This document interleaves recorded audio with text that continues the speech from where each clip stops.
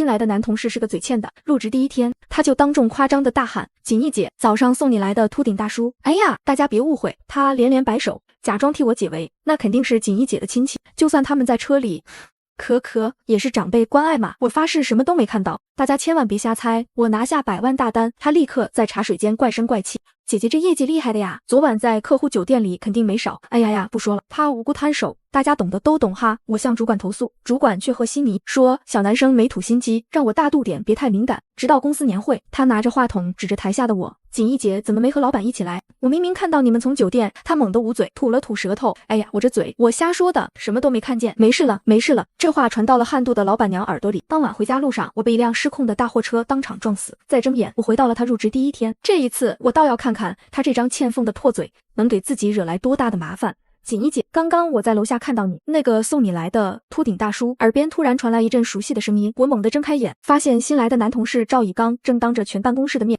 冲我挤眉弄眼。哎呀，大家别误会，搞不好那个开保时捷的大叔是锦衣姐姐的亲戚呢。虽然他们在车上长辈关爱而已啦，我发誓我什么都没看到，大家千万别瞎猜啊！办公室里瞬间响起此起彼伏的低笑声，几个女同事互相对视，眼神里满是鄙夷和八卦。看着这和上辈子一模一样的场景，我才敢确认我重生了。赵以刚，我站起身，冷冷地看着他，你发誓你什么都没看到？赵以刚被我冰冷的眼神吓退了半步，但他马上又挺直了腰板，装出一副极其无辜的样子。锦衣姐，你干嘛这么大火气啊？他摊开双手，委屈巴巴地撇着嘴，我什么都没说呀，而且我都让大家不要误会了嘛。他故意拔高音量，让所有人都能听见。你这样显得心眼好小哦，连个玩笑都开不起。就是啊，锦衣。部门主管郑哥端着保温杯走过来，皱着眉打圆场。小赵刚毕业，小男生都没什么心机的，就是嘴上没个把门的。郑哥用责备的眼神看着我，你可是公司的老员工了，大度点，别太敏感，弄得大家都不愉快。上一世我急于自证，跟他们大吵一架，结果不仅没洗清嫌疑，反而被赵以刚倒打一耙，背上了气急败坏、做贼心虚的骂名。这一世我绝不再做这种蠢事。郑哥说的对，我笑了笑。赵以刚眼里闪过一丝得意，以为我认怂了。锦衣姐，你能想通就好了。我这人就是心直口快，不过你视力确实好。我随手抽出一份厚厚的文件夹，啪的一声扔在桌上。你口中那个秃顶老男是王总，他是我们公司今年最重要的大客户。老板上个月为了见他一面，在楼下等了3个小时都没见到人。我靠在椅背上，似笑非笑地看着赵以刚。既然你这么机灵，一眼就能看出王总身份不凡，还这么关心他的动向。我敲了敲那份文件，下周王总来公司实地考察的接待任务就全权交给你跟进了。赵以刚的眼睛瞬间亮了，接触到这种核心大客户，意味着巨大的提成和直升管理层的机会。郑哥一听，脸色变了。锦衣，这可是千万级的大项目，小赵是个新人。王总的助理对我印象非常好，已经敲定了下周3来公司实地考察。办公室里瞬间响起一片惊呼，小赵可以啊，这才第2天就搞定了，不愧是年轻人，效率就是高。郑哥笑得合不拢嘴，小赵干得不错，好好跟进，出了成绩，公司绝不亏待你。赵以刚回到座位，声音拔高了8度，多亏这个项目交给了我，我可不像有些人张腿就等着业绩找上门，我可是要凭自己的实力拿下。我没有理他，直接走出了会议室大门。下午3点，人事部推着下午茶车进门，恭喜锦衣姐拿下华宇集团的100万大单。同事们立刻围了过来，锦衣姐也太有实力了，那老总可是出了名的抠门，还是咱们姐厉害。我还没开口致谢，赵以刚就端着咖啡杯直接挤进了人群中心。哎呦，姐姐这业绩真是厉害的呀。他阴阳怪气的拉长了声音，昨晚在客户酒店里肯定没少。下一秒他猛地捂住嘴，倒吸了一口气。哎呀，不说了，大家懂的都懂哈。原本热闹的茶水间瞬间安静下来，空气凝固了。几个平时嫉妒我的女同事立刻用意味深长的眼神上下打量我，难怪呢，去了一趟酒店就签了。我就说这速度不正常嘛。郑哥端着保温杯站在旁边，低头吹着茶叶，假装没听见。我放下手里的蛋糕，转身走向赵以刚，没少什么。我站在他面前盯着他，赵以刚立刻往后缩了半步，双手护在胸前，装出一副被欺负的样子。锦衣姐，你干嘛这么凶啊？怪吓人的。我问你没少什么？我面无表情的重复。他撇了撇嘴，满脸委屈的大喊，我说你在酒店大堂喝咖啡辛苦了，肯定没少熬夜。他转头看向其他人，大声倒打一耙。锦衣姐，你自己脑子里全是颜色废料，干嘛往我头上扣帽子啊？我都说了不说了，你非要自己对号入座，有意思吗？围观的同事终于忍不住了，就是啊，锦衣，人家小赵又没说什么，自己做了什么自己清楚，还不让人说2句了。郑哥这时候才慢悠悠的开口，行了，锦衣，大家都在庆祝，你摆什么脸？小男生没心机，开个玩笑而已。你针对人家干嘛？大度点，别太敏感了。我看着郑哥，上一世我就是被他这句大度点逼得当场发飙，最后成了全公司的笑柄，是我太敏感了，我向你道歉。我转身走回工位，从抽屉里拿出一份蓝色封皮的文件，为了表达我的歉意，这份华宇集团的酒店方指定对接协议，你来干。赵以刚愣住了，郑哥猛地放下杯子，锦逸，你疯了，这是华宇项目的核心配套，里面全是我们公司的底价，你怎么能交给一个新人？我转头看向郑哥，笑得眼睛弯弯，你不是说我针对他吗？这可是能直接接触华宇高层的肥差，这叫提携新人。赵以刚的眼神瞬间变了，他知道这个协议意味着什么。干好了，这个单子的提成他能分走一大半。他冲过来，一把将文件抢走，得意洋洋地大声宣布：大家可都听见了啊，这活儿是锦衣姐主动给我的，以后这项目就是我赵以刚负责了。郑哥急得直拍大腿，却又没法反驳我。赵以刚抱着文件直接挤开人群走了出去。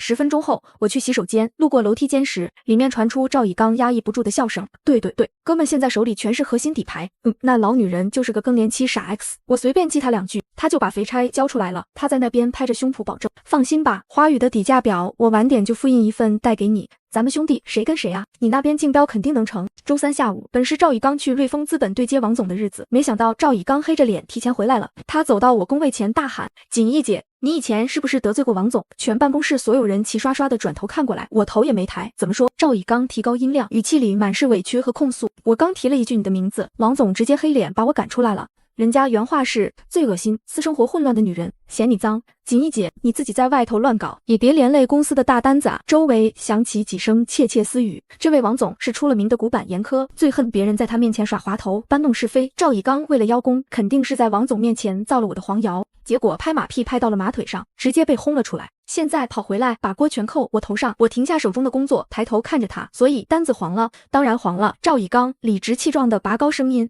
人家王总说了，绝对不跟靠女人张腿拉业务的公司合作。他冲着周围的同事抱怨，我都快给人跪下了，人家连个眼角都没给我，全是被他连累的。郑哥推开办公室的门，脸色铁青地走出来，江锦逸，你到底在外面干了什么好事？郑哥指着我，手指都在抖。王总，这单要是吹了，咱们整个部门下半年的奖金全泡汤。赵以刚立刻站到郑哥身边，附和着点头。就是啊，郑哥，我还听说他不仅在外面乱搞，在公司里也不干净呢。郑哥眉头拧成一个疙瘩，你什么意思？赵以刚捂着嘴，装出一副说漏嘴的惊恐模样。哎呀，我没说什么，我可没说，我看到他和咱们大老板在停车场。我瞎说的，大家千万别瞎猜。办公室里瞬间炸了锅，大老板他胆子也太大了吧？老板娘可是出了名的母老虎，要是知道这事，不得活撕了他。难怪他这几年升得这么快，原来是抱上了大腿。郑哥的脸色一阵红一阵白，指着我厉声呵斥：江锦逸，你马上停掉手头所有的工作，我今晚就是公司年会，老板娘也会出席，要是传出什么风言风语，你想死别拉着我们整个部门垫背。郑哥用力拍了拍我的桌子，你手里的客户资料全部交接给小赵。小赵办事我放心，华宇那个单子他这2天就跟进得很好。我拉开抽屉，把一摞客户资料扔到他面前。赵以刚抱着资料，心满意足地回了座位。快下班的时候，我去了一趟洗手间，再回到工位，我的桌子上被倒满了没喝完的咖啡残渣，几份重要的文件被泡得面目全非，椅子上还被人用红色的马克笔写了2个大大的字：破鞋。几个女同事站在不远处，捂着嘴窃笑。赵以刚拿着一包纸巾，快步走到我面前，抽出一张纸，假惺惺地递给我。锦逸姐，你别太难过了。他叹了口气，谣言止于智者嘛。虽然大家都这么说，但我肯定是相信你的。你就把桌子擦擦，晚上年会低调点，别往老板跟前凑就行了。我没有接他的纸巾，反倒是笑了笑。赵以刚，你今晚最好多吃点。他愣了一下，什么意思？因为过了今晚，外面的饭你可能就吃不到了。晚上7点，公司年会正式开始。郑哥带着赵以刚正在主桌跟几个公司高层频频敬酒。我坐在角落最偏僻的一桌，同桌的几个女同事都把椅子往旁边挪了挪，像躲瘟神一样避着我。到了新人致辞环节，赵以刚穿着一身崭新的西装，春风得意地走上台。他拿起话筒，目光穿过人群，准确无误地落在了我身上。其实我最想感谢的人是锦逸姐，全场的目光瞬间顺着她的视线聚焦在我这里。只是和上辈子一样，赵以刚故意拉长了声音，装出一脸疑惑：锦逸姐，你怎么没和老板一起来啊？我明明看到你们昨天一起从酒店。下一秒，他猛地捂住嘴，拿话筒敲了一下自己的头。哎呀，我这嘴！他连忙摆手，我瞎说的哈，什么都没看见，没事了，没事了。原本喧闹的宴会厅瞬间死一般寂静。砰！主桌那边传来一声巨响，一只红酒杯被狠狠砸在地上。老板娘铁青着脸站了起来，她身边跟着4个身材魁梧的保镖，全场人倒吸一口凉气，自动让开了一条路。老板娘气势汹汹地走到我面前，好好好。老板娘气的一连说了3个好，指着我的鼻子破口大骂。平时看你装得像个正经人，原来背地里干的都是这种不要脸的勾当，给我按住他。话音刚落，2个保镖立刻冲上来，像上一世那样，他们死死反剪住我的双手，将我狠狠压跪在水泥地上。哎呀，老板娘，你别冲动啊！赵以刚拿着话筒从台上跑下来，站在不远处，假惺惺地喊着：“锦衣姐，她肯定不是故意勾引老板的，可能只是突遇在酒店汇报工作呢。大家别拍了，别拍了，锦衣姐以后还要靠这张脸去拉业务呢。”她嘴上喊着别拍，自己却悄悄把手机摄像头对准了我。老板娘听了这话，火气更盛，她走到我面前，居高临下的看着我，靠，这张脸拉业务是吧？我今天就踩烂你这张狐狸精的脸，看你以后还怎么出去卖。周围的同事纷纷拿出手机，没有一个人上来帮忙。郑哥站在人群里大声表态：老板娘江锦衣这种作风败坏的人，我们部门绝对不包庇。我现在就代表部门正式将他开除。上一世被货车碾碎的绝望感再次袭来，但这一次我没有哭，也没有挣扎，我仰起头看着近在咫尺的老板娘，突然放声大笑。要不你再好好看看和老板开房的是谁呢？老板娘眉头一皱，下意识顺着我的视线回过头，当她看清大屏幕上的内容时，整个人瞬间呆住。大屏幕上并排展示着2段清晰的视频监控和消费账单，左边是公司办公区昨晚的监控录像，时间显示从昨晚8点到今天凌晨3点，我一直坐在工位上加班，根本没有离开过公司半步。右边是一张希尔顿酒店的消费账单截图和走廊监控，账单签名栏是老板的名字，而监控里挽着老板胳膊走进房间的人，赫然是老板娘身后那个平时最乖巧的小助理林娜。全场的目光瞬间从我身上齐刷刷的转移到了林秘书身上，老板娘不可置信的回头看看大屏幕，又死死盯住林秘书。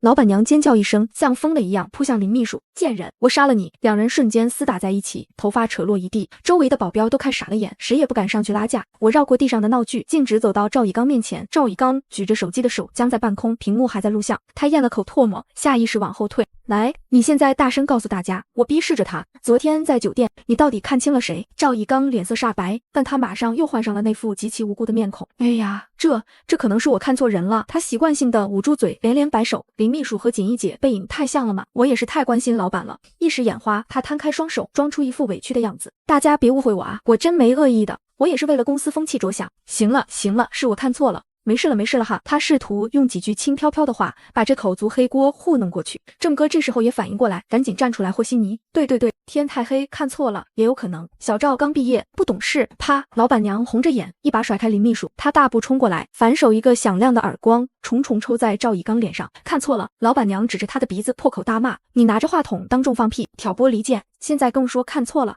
江锦衣是公司最出色的销售，要是我真的听了你们的鬼话，这对公司会造成多大的损失？他转头冲着保镖大吼：给我往死里打！几个保镖立刻扑上去，一脚将赵以刚踹翻在地。郑哥吓得连退好几步，缩回人群里，半个字都不敢再放。赵以刚被打得满地找牙，他捂着头拼命往郑哥的方向爬。郑哥救我！我也是为了咱们部门好啊，是你让我多盯着他的。郑哥脸色大变，一脚把他踢开。你个满嘴跑火车的畜生，少血口喷人，别碰我！周围的同事纷纷往后退，满脸厌恶。赵以刚见没人帮他，彻底破防了。他从地上爬起来，眼眶通红，像条疯狗一样指着我大吼：我有什么错？江锦衣本来就不是什么好东西，就算这次我看错了，那他早上坐秃顶老男人的保时捷来上班，可是我亲眼看见的。他歇斯底里的咆哮着，试图拉我一起下水。那个老男人最少60岁了，他为了钱什么都干得出来。他去华宇集团谈业务也是靠睡出来的。赵以刚越喊越兴奋，仿佛抓住了最后一根救命稻草。他就是个被人包养的破鞋，你们凭什么打我？该打的是他。全场鸦雀无声，只剩下赵以刚粗重的喘息声。就在这时，砰！宴会厅紧闭的大门被人从外面一脚踹开，一道极具威严的声音在门口炸响。你说谁是破鞋？宴会厅大门口，一个身材微胖顶着稀疏头发的半老男人大步走了进来，正是瑞丰资本的王总，也是赵以刚口中那个包养我的秃顶大叔。原本还在气头上的老板娘看清来人后，脸色瞬间变了，她立刻换上了一副恭敬又畏惧的表情，低着头迎了上去：舅舅，您怎么来了？全场此一般寂静，所有人都倒吸了一口凉气。那个开保时捷的秃顶大叔居然是老板娘的亲舅舅。赵以刚显然被打懵了，根本没听清老板娘叫的那声舅舅。他看到王总本人，眼睛猛地一亮，就像看到了绝世大救星。王总，您来的正好。赵以刚一把抱住王总的小腿，指着我的方向，声嘶力竭的大喊：就是这个不要脸的女人，我亲眼看见她那天早上坐在您的保时捷里，故意勾引您，她还仗着认识您，在公司里飞扬跋扈。她扬起那张被打得青紫的脸，满脸谄媚的邀功。王总，这种到处勾引老男人的破鞋，我今天帮您当众揭穿他了。老板娘倒抽一口冷气，吓得脸都白了。王总低下头，眼神冰冷的他看着抱着自己小腿的赵以刚。砰！王总抬起腿，狠狠一脚踹在赵以刚的胸口上，赵以刚发出一声惨叫，直接被踹翻在2米开外。你算什么东西，也敢编排他？王总指着地上的赵以刚，怒极反笑。那天早上，江锦义在我的车里是在帮我审查一份100亿级的绝密对赌协议，连我都要虚心向他请教商业风险。你这双狗眼是看到他勾引我了，全场的人连大气都不敢喘。王总大步走到我面前，语气瞬间温和下来。锦义，我听说你们公司有人四处造你的黄谣，就顺道过来看看。他转身，凌厉的目光直接扫向躲在人群里的郑哥，这就是你们部门带出来的好心人。郑哥双腿一软，差点跪在地上。王总，这都是他自己胡说八道，跟我没关系啊！闭嘴！王总厉声打断他，一个新人胆这么猖狂，还不是你这个主管纵容的？瑞丰资本绝对不会把千万级的项目交给你们这种满嘴喷粪的垃圾团队。郑哥两眼一翻，直接瘫软在地。他知道自己的职业生涯彻底完了。地上的赵以刚终于清醒过来了，他意识到自己刚刚指着鼻子骂的不仅是公司最大的金主，还是老板娘的亲舅舅。他抖得像筛糠一样，跪在地上疯狂朝我磕头。锦衣姐，我错了。我就是嫉妒你业绩好，我嘴贱，我胡说八道。他一边磕头，一边狠狠扇自己耳光。是我思想龌龊，我才是破鞋。求求您大人有大量，把我当个屁放了吧，我以后再也不敢了。我居高临下的看着他，我给过你机会，是你自己非要接那个大项目。赵以刚愣住了，磕头的动作猛地停住。我拿出手机，按亮了屏幕。你泄露华宇集团核心底价的事，华宇那边已经报警了。我看着他瞬间惨白如纸的脸。你的那点破事，去跟楼下的警察解释吧。报警泄露商业机密。赵以刚瘫坐在地上，冷汗瞬间湿透了全身。他知道这个罪名有多重，进去至少要蹲3年。不，我不坐牢，我不要坐牢。他惊恐地在地上爬着，拼命摇头。就在这时，大老板满头大汗地从宴会厅大门挤了进来。他显然刚从酒店赶过来，衣服都还没理平整。大老板看到地上一片狼藉，又看到满脸煞白的老板娘和一脸威严的王总，赶紧上前堆起笑脸。舅舅，老婆，这是怎么了？大家怎么都站着？老板，赵以刚就像抓住了最后一根救命稻草，猛地扑过去，死死抱住了大老板的大腿。老板，你救我！这些都是你让我干的啊！全场瞬间死寂。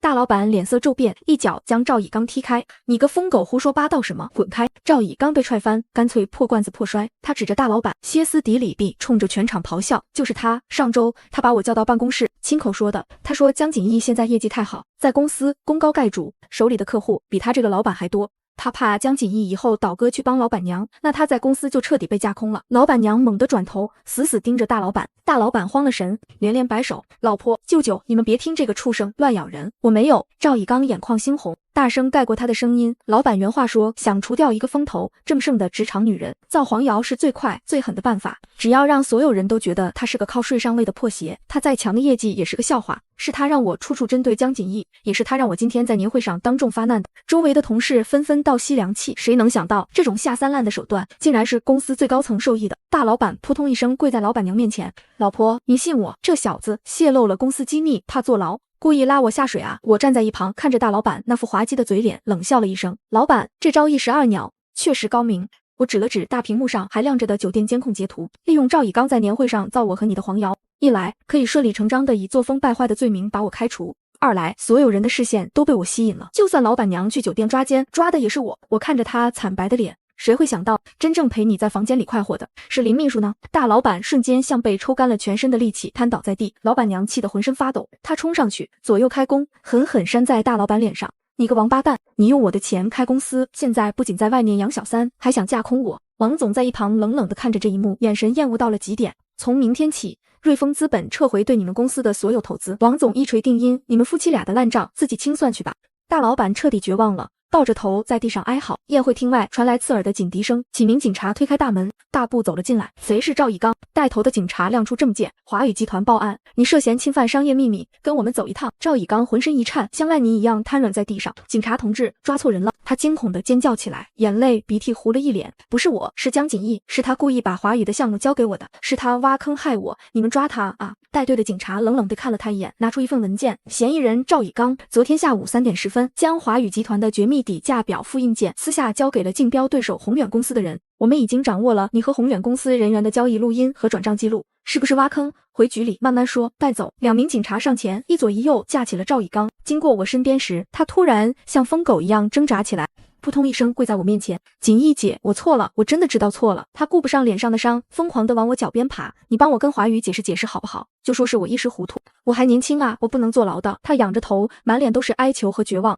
你不是最心软的吗？你帮帮我，我以后给你当牛做马。我后退一步，避开他伸过来的脏手。心软？我居高临下的看着他。你造谣，我想逼死我的时候，怎么不想想我还年轻？你以为别人都是你向上爬的垫脚石，可以随便踩？我冷笑一声，进去好好反省吧，我倒要看看里面的人会不会这么惯着你造谣。赵以刚发出绝望的哀嚎，就被警察强行拖出了宴会厅。宴会厅里，老板娘指着地上捂着脸的老板，又指了指躲在角落发抖的林秘书。明天一早，我要在办公桌上看到你们俩的辞职报告，还有离婚协议书。净身出户，滚出我的公司！老板彻底瘫在地上。他原本以为能靠造谣搞垮我，借此在公司独揽大权，没想到最后把自己算计得一无所有。一直躲在人群后面的郑哥，此刻正蹑手蹑脚地往门口挪。郑主管，我冷冷开口，你这就想走了？全场的目光再次聚焦在郑哥身上。郑哥僵硬地转过身，脸上挤出一个比哭还难看的笑。锦衣啊，这事真跟我没关系，都是大老板和赵以刚那小子。没关系，我打断他。赵以刚进公司第一天造谣，你让我大度点。他三番两次在茶水间开黄腔，你让我别太敏感。我走到他面前，